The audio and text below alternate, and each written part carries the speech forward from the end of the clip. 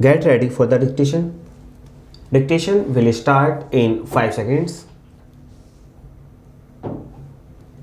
Start. I would like to submit further that the children who are being employed are coming for work because of abject poverty. We cannot all of a sudden eliminate the child labor for the simple reason that about 40% of the total population is living below the poverty line. Therefore, the children who are coming from the rural areas and also from the urban sector are actually helping the family, though they do not go in for school. In such a condition, I would tell you, the Honorable Minister, that in the organized sector this legislation will work well, but if you go to the unorganized sector like the construction industry, the and also the agriculture sector, this will not work. I would like to suggest to the Honorable Minister that he should see that this act is to be enforced with all strength, because the child labor is exploited by the employers for the simple reason that they can be paid low wages and made to work for 14 to 16 hours or according to their whims and fancies. Now they have to give minimum wages as is required under the Act.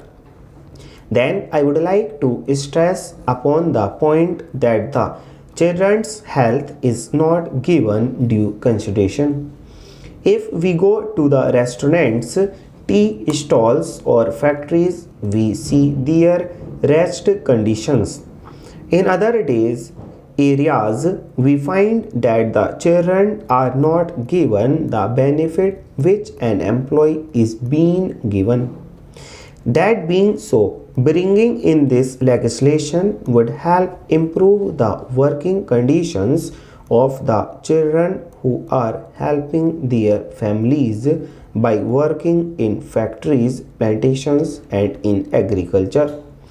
Sir, the bill gives ample opportunity to the children who are employed in the agriculture sector, especially for the purpose of getting more wages, because wages as defined under the Minimum Wages Act will apply in this case also.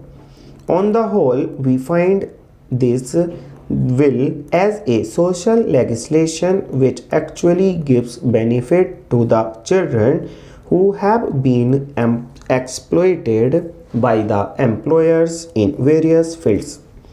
The last point I would like to make is with regard to safety measures and health conditions.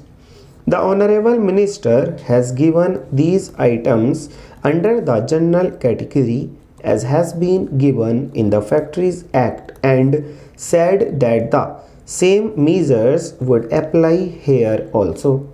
But I would like to suggest that the Child Labor Bill 1986 should have a separate clause dealing with safety measures and health conditions which can be enforced effectively by the authorities concerned. I hope our Honorable Minister would consider this proposal for effective implementation of this bill. Full stop.